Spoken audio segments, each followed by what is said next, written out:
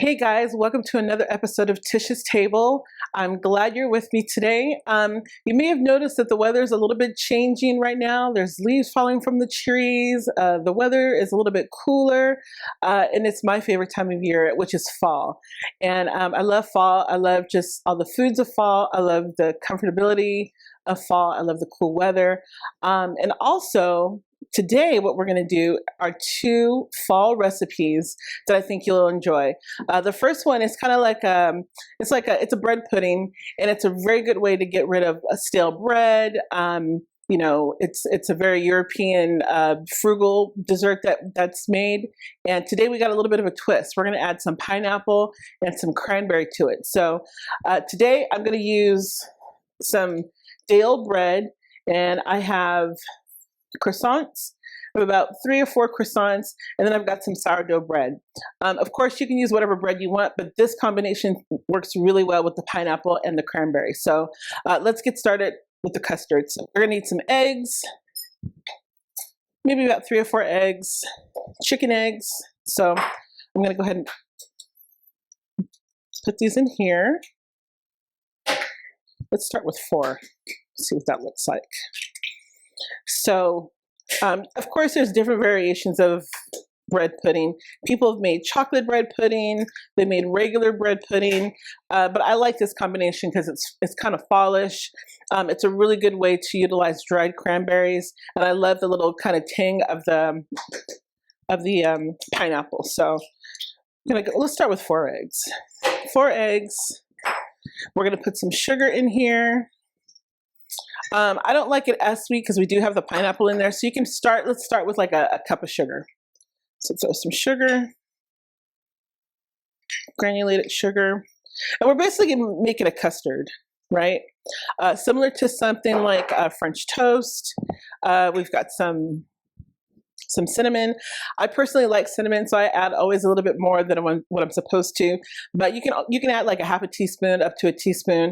I usually add a little bit more than that, so I'm just going to put it in there because I like it. I'm going to put it all in there. That was probably maybe like 2 teaspoons in there, and I'm just going to whisk this up.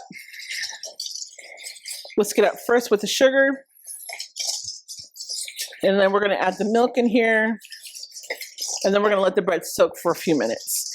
And then make sure you preset your oven to 350. Get a nice casserole pan. We're going to spray that with some nonstick spray. So I've got this mixed in. I'm going to add some milk. And again, it's like a custard, just a custard like you would do French toast. We'll do that. We might add a little bit more. I just want to mix this in here really quick. All right, all right. So then I'm going to add the bread. If you don't have day-old bread and say you're doing this the same day, you totally can. I would just cube the bread up, put it on a baking sheet, and then just go ahead and put it in the oven on low for maybe about 20-30 minutes, and you'll kind of get the stale effect. So let's go ahead and add the bread.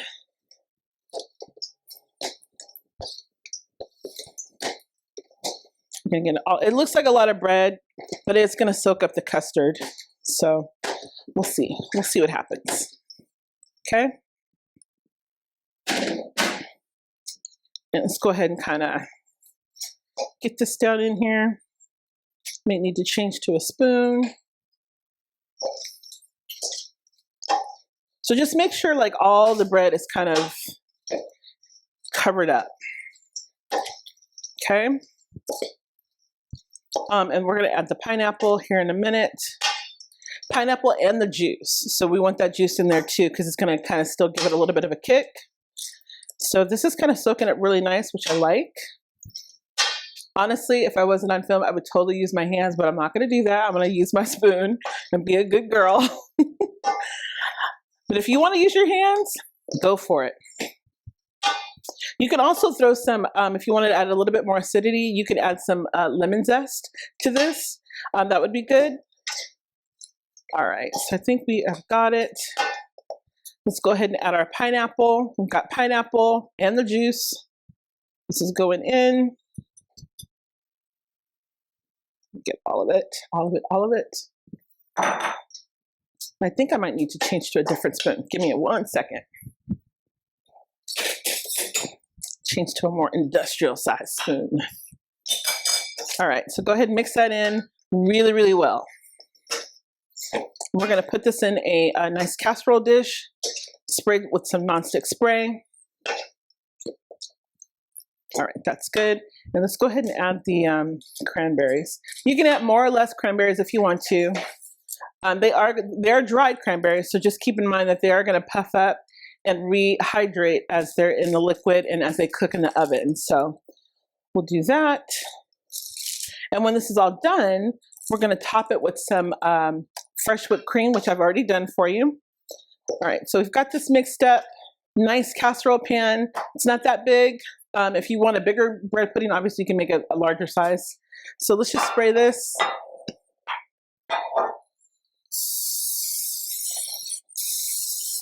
Kind of give it some insurance that it will come out.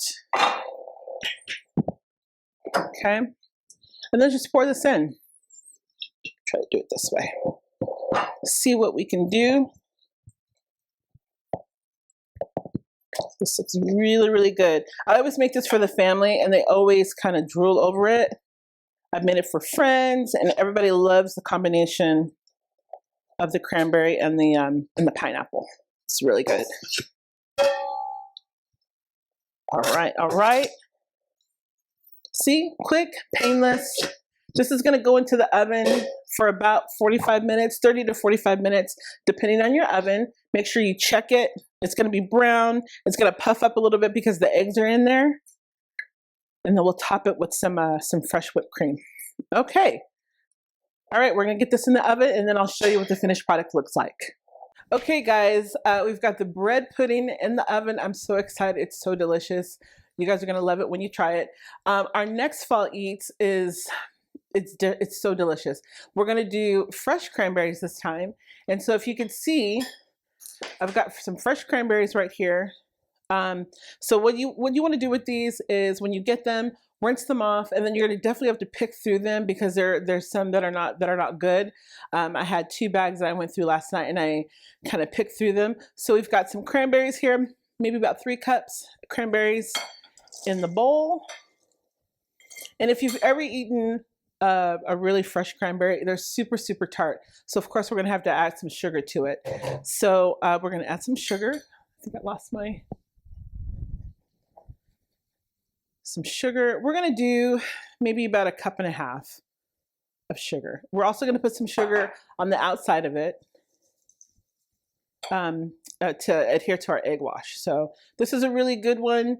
The orange and cranberry mix is also quintessential fall and I love the combination. So we're gonna add some orange juice and some zest into this. So move this over here. So we've got our sugar.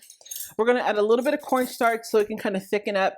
Naturally, the cranberries will thicken on its own after it cooks and after it starts cooling down, it'll start getting thick. But we wanna help it out a little bit. So we're just gonna add 1/2 teaspoon of cornstarch. And we're gonna add some zest. Oh, can take the little tag off. If you have, these are long zest, which are totally fine. But if you have like a little microplane, you could totally use that too. But I like the effect that the long zest have in here. I'm gonna put some on top too. And we're gonna add a little bit of the orange juice as well. Get those fall flavors. Let me grab a knife really quick. This orange smells really good. Not that much. Maybe just like maybe a teaspoon or a tablespoon of orange juice. We're gonna squish that in there. And you wanna mix this up really, really well. So cranberries, some sugar, cornstarch, zest of the orange, juice of an orange, and then we're just gonna mix it up. Mix this up really, really well. And we're gonna set this aside for a second. And we're going to deal with our puff pastry. Now, if you wanted to put this in a regular pie, if you have your favorite pie dough that you want to use, you could absolutely do that. I love the effect that the puff pastry has because it just puffs up around the cranberries and it's really pretty. And if you want to take that to like a family get together or a potluck or something like that, it's kind of a showstopper. It's really pretty. So mix this up really good. The sugar will try to sink to the bottom, so just do your best to try to get that in there. Okay, to the side, to the side, to the side. Okay, so we've got our puff pastry here. This over to the side, and it comes in a rectangle like this. So you just want to kind of push the seams together like this, and then take your rolling pin, and you just want to roll it out. I have it on parchment paper so I can kind of turn it around without issue. Rolling this out. Cranberries are going to go right in the middle, so try to roll it out as much as you can. One more turn, and then we'll just start piling the cranberries on top. All right. Okay, let's go with the cranberries. You can use your hands, totally use your hands. I'm a hand person in the kitchen, and I have no apologies for it. So there's a lot of sugar on the bottom, so you want to make sure that all that gets in here. Try to do this slow because you will have runaway cranberries like I have now. And we try to pile them in the middle. Okay. And you'll have a nice little crust of sugar on top. All right, so we're going to put this down. All right, so let's try to organize this a little bit. Runaway cranberries. So now what you want to do is we're going to take these edges and we're going to fold them over each other. Okay. All right, so here we go. Just kind of fold it over. This is very rustic, which is awesome, so you don't have to really pay attention to too much form or anything like that. So we're going to just roll it over. Try to keep those cranberries inside. They will try to escape. You're going to bake this at 350 for about 25 minutes until the puff pastry puffs, and it's going to be kind of a really light brown. So we're also going to put some egg wash on this and a little bit of sugar, so we can kind of have that nice glistening crunch on the outside of the dough. If it's not round, don't worry about it. Just keep going, keep going. You can kind of form it after. All right, we are in business. All right, so we're kind of make that stay. Okay, have a little bit of an egg wash, and this is just going to go around the dough. Okay, and then we're going to sprinkle this with sugar, and then we're going to put it in the oven 25 minutes or so, and then we will be in business. A little bit of sugar around the edges. And then that's it. We're going to get this in the oven and call it a day. Okay, guys, these are our two delicious, yummy fall desserts. The first one we worked on, the nice bread pudding. We've got the croissants and the sourdough bread. And you can see the little bits of pineapple and the cranberries kind of rehydrated itself. So with this, I took a little piece out so you can see what's inside. I like to kind of dollop it with some whipped cream on top. This is homemade whipped cream, heavy cream, a little bit of powdered sugar.